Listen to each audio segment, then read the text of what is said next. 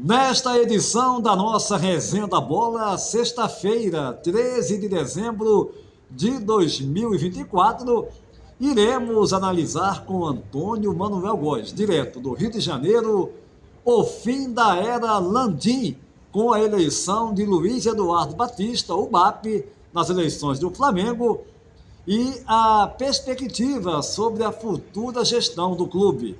Enquanto isso, Robinson Lessa em Penedo, Alagoas, e a eliminação do Botafogo para o Pachuca do México no Mundial de Clubes. Já Fernando César irá abordar o desmanche na dupla Atletiba no Paraná. Tudo isso não sai daí, é já, após a nossa vinheta.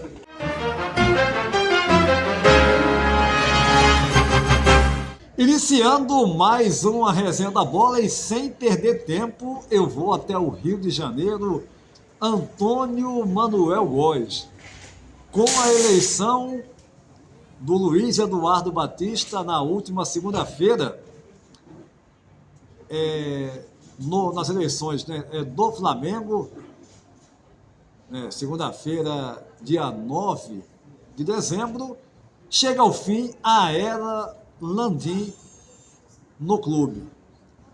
E agora uma série de medidas que foram compartilhadas pelo BAP em várias entrevistas, em vários programas, serão colocadas em prática. A primeira, a do nome do do diretor técnico, é uma função nova no clube.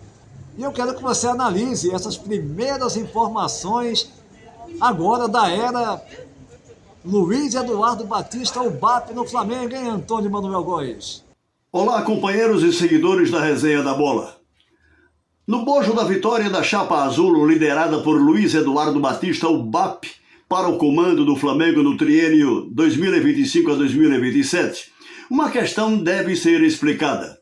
Por que o grupo da situação à frente, o presidente Rodolfo Landim, perdeu a eleição? A recorrente ausência de planejamento no futebol rubro-negro desde 2019, o recalcitrante amadorismo dominante desde priscas eras, na contramão dos sucessos nas quatro linhas, alternados no curso de 2 mandatos sequenciais, a despeito também dos notáveis avanços gerenciais das finanças, que chegaram a inusitadas receitas, a última na casa de 1 bilhão e 300 milhões de reais. Sem descartar o indiscutível cabo eleitoral representado pela aquisição do terreno do antigo gasômetro no Rio de Janeiro, de 83 mil metros quadrados, nos limites do novo bairro carioca empresarial e residencial, denominado Porto Maravilha. Nada adiantou para a situação. Integrante desde 2012 do grupo que estruturou a recuperação financeira do clube, depois de décadas de gestões irresponsáveis nos majoritários moldes inconsequentes do futebol brasileiro, Luiz Eduardo Batista, o BAP, eleito última segunda, dia 9, por expressiva margem de votos no fechado colégio eleitoral do Flamengo, estendeu sua participação na diretoria desde Bandeira de Melo como uma voz dissonante em relação a metodologias implementadas no período, incluído o de Landim, tido até como um desagregador em meio à suposta unidade administrativa, que na realidade não havia. Em meio da dissimulada feira de vaidades, convenhamos, da qualificada cartolagem rubro-negra.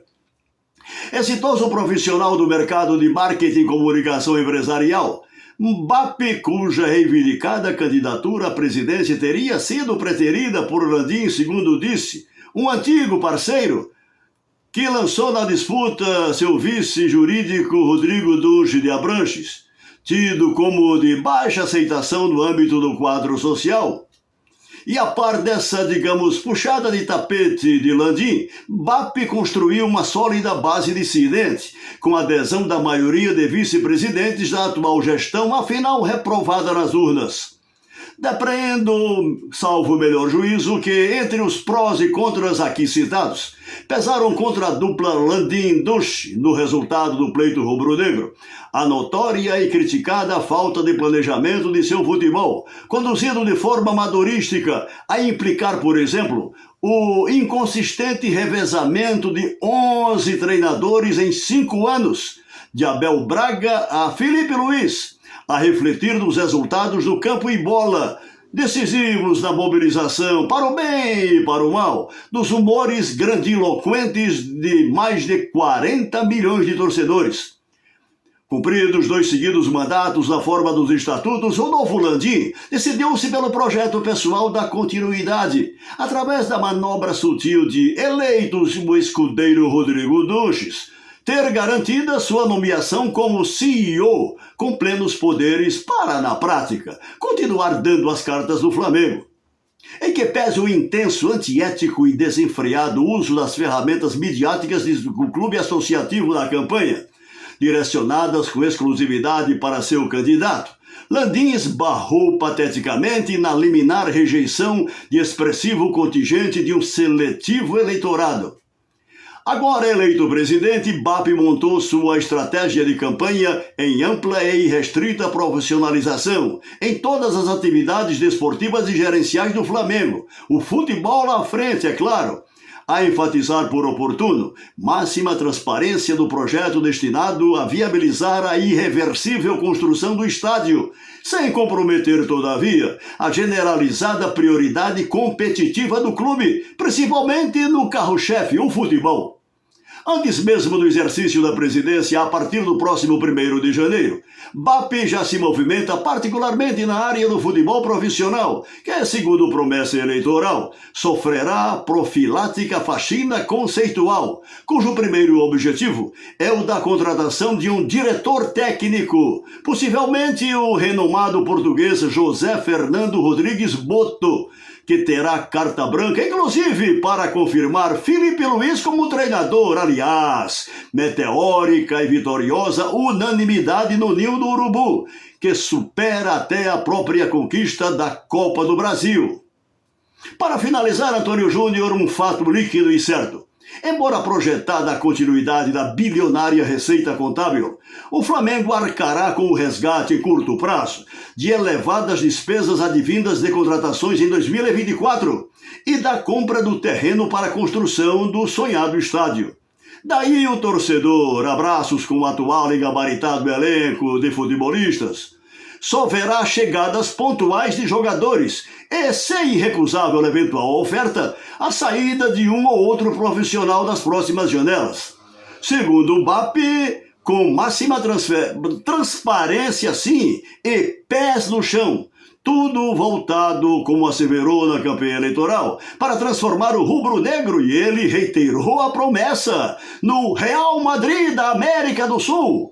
Uma sem cerimônia, assumida megalomania do novo presidente do Flamengo, e cá para nós, dos rubro-negros em geral. Tá legal o Antônio Manuel Góes analisando toda essa perspectiva, essa situação do Flamengo agora com o comando do novo presidente Luiz Eduardo Batista, mais conhecido como BAP. Eu vou dar um pulo agora até Penedo, Alagoas, nordeste do Brasil, meu caro Robinson Lessa. Botafogo foi eliminado do Mundial de Clubes na última quarta-feira. A gente abordou essa questão no PB Desporto da última quinta-feira, dia 12, mas quero lhe ouvir também a respeito dessa eliminação precoce do Botafogo ainda no primeiro jogo. Tem a questão da viagem, o cansaço, todo mundo sabe disso, e isso interfere, mas, por outro lado, o Pachuca não jogava há 30 dias. E é uma equipe, né, inferior, ou pelo menos, né, antes do jogo se dizia isso, porque o que viu em campo foi o Pachuca fazer 3-0, um verdadeiro chocolate do Botafogo. É, meu caro Robinson, um abraço. Olá, Júnior, olá, amigos do Resenha da Bola.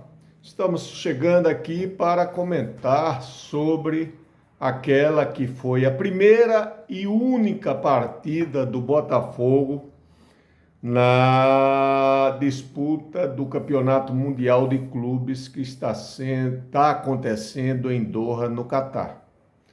Botafogo enfrentou o Pachuca do México, uma equipe que estava há mais de 30 dias sem atuar e não se encontrou em campo. Foi amplamente dominado pelo time azteca, merecedor da vitória sobre todos os aspectos, sem sombra de dúvida, tá?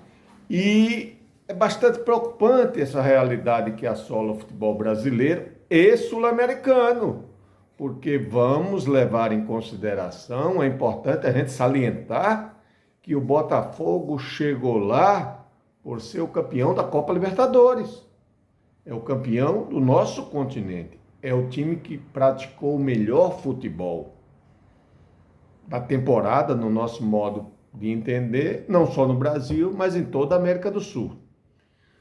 Aí muitos vão alegar a questão do cansaço. Claro, uma equipe que passou 15 dias com disputas intensas, cada 3 dias jogando uma partida decisiva, o desgaste físico, emocional, realmente acaba a conta chegando, mais cedo ou mais tarde ela aparece. E surgiu justamente neste confronto diante do time mexicano.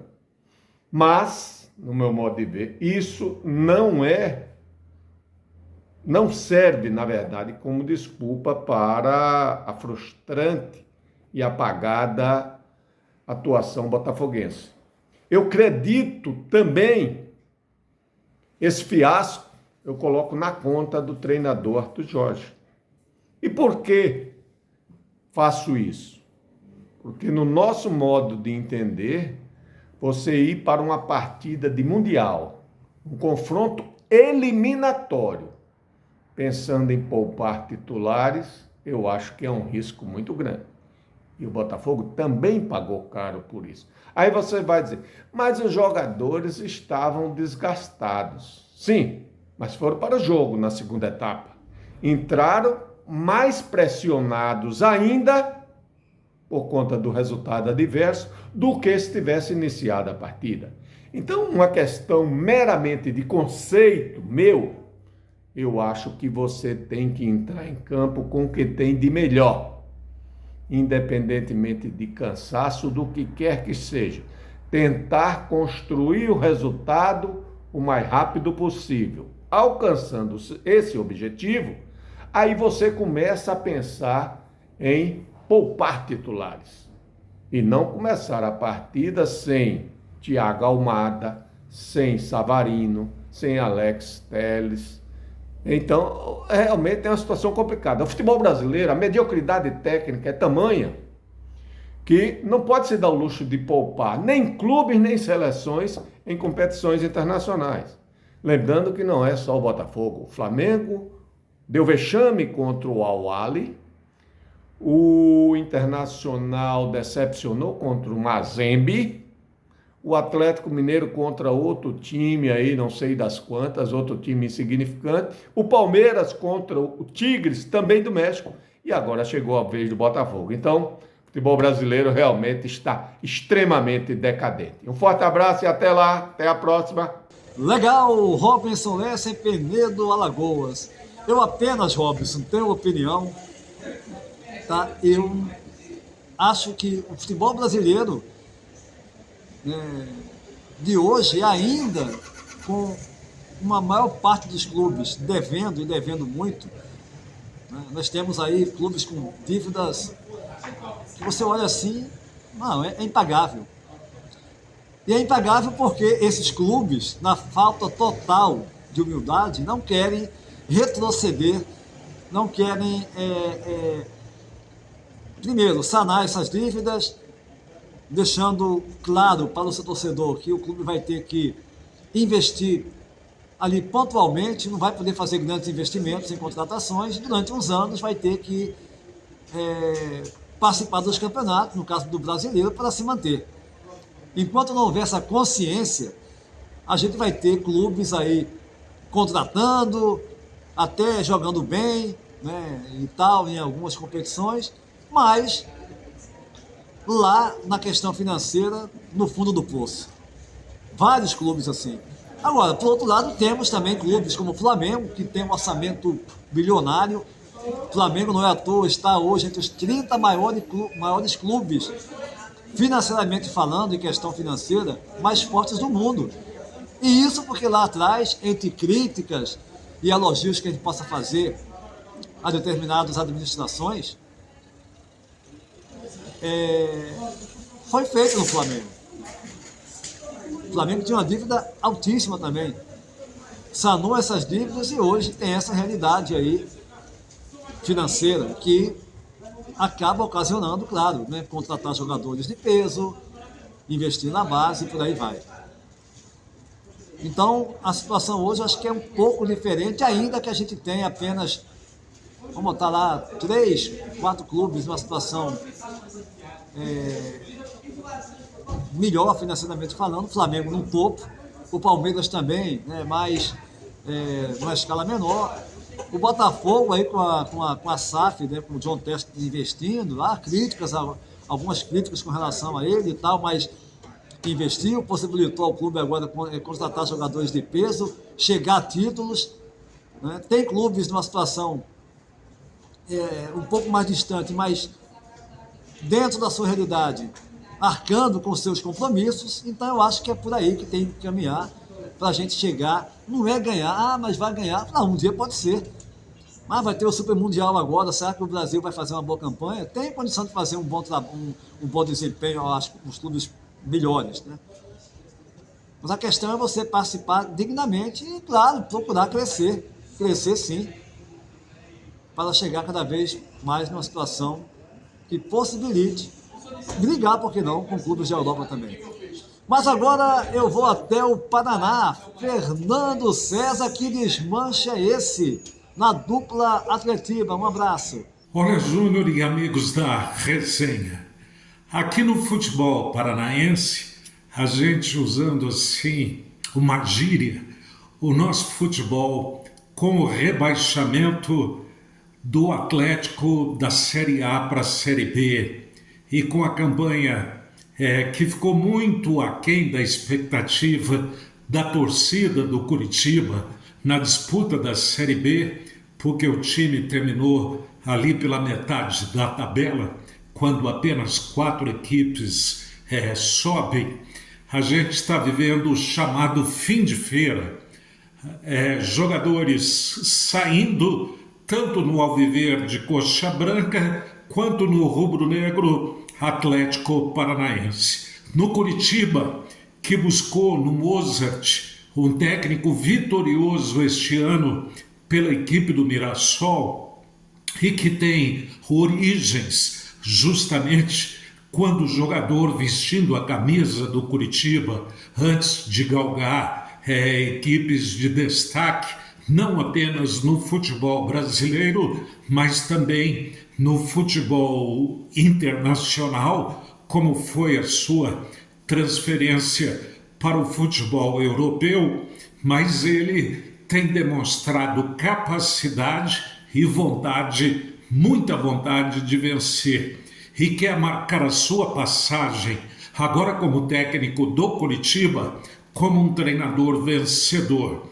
Ele já quer um time montado para disputar o campeonato estadual, diferente dos últimos anos, quando a dupla Atletiba usava times reservas, categoria sub-20, para disputar aqui o que eles chamam o estadual de o ruralzão. Não, e eu comungo com o pensamento do Mozart. Ele quer já uma base de um time disputando o campeonato estadual. Tanto é que a reapresentação já está prevista para o próximo dia 26, logo depois do Natal.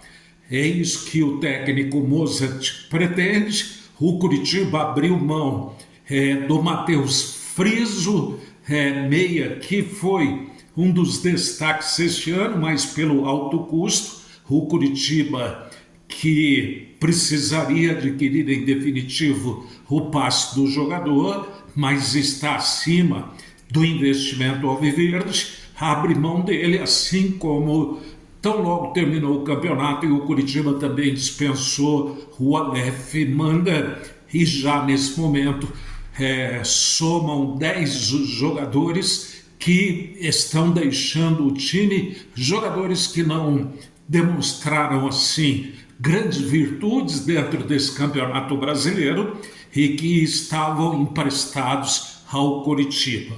Já o Atlético Paranaense, também fazendo a chamada limpa, de imediato dispensou o diretor de futebol Autuori, assim como o técnico Lúcio Gonzalez, e 5 jogadores que defenderam o time do Atlético na Série A e que mostraram qualidade, devem deixar o time. Seriam eles o uruguaio Canóbio, o zagueiro Gamarra, o paraguaio Gamarra, o argentino lateral Lucas Esquivel, o Bruno Zapelli é outro que deve deixar o Atlético, e outro que vai deixar o Atlético e que para mim foi o grande jogador do Furacão neste ano, mas uma andorinha só não faz verão, né, Júnior? Para mim foi o Thomas Coelho. O Coelho deverá também buscar outros rumos depois desta desclassificação ou desse rebaixamento da equipe do Atlético Júnior. Pois é, Fernando César, não tem como, né, Fernando? Já era previsível, sobretudo o Atlético Paranaense. Eu digo Atlético porque foi recentemente despromovido, foi, rebaixado para a Série B. Não tem como se manter um elenco de Série A na Série B. O investimento é muito menor, quer dizer, o que vai arrecadar é um valor muito menor na Série B, sem dúvida alguma, e aí não tem como evitar esse desmanche, também ocorrendo com o Curitiba, que não conseguiu voltar para a Série A, mais um ano na Série B, e terá que controlar, os gastos para 2025. Mas essa edição da nossa Resenha da Bola vai ficando por aqui, convidando você para se inscrever no nosso canal, deixar o seu like e compartilhar os nossos vídeos em suas redes sociais. Lembrando que sempre a gente está aqui disponibilizando os nossos programas, PB Desporto, os shorts, as últimas, enfim, e a Resenha da Bola com o melhor e o mais pertinente, enfim, do mundo do futebol. Convidando você para se inscrever no nosso canal. Já convidei, mas não vale mais, vale a pena sempre ressaltar, porque você vai estar somando e muito, com o nosso trabalho aqui no canal. A todos um abraço e até a próxima.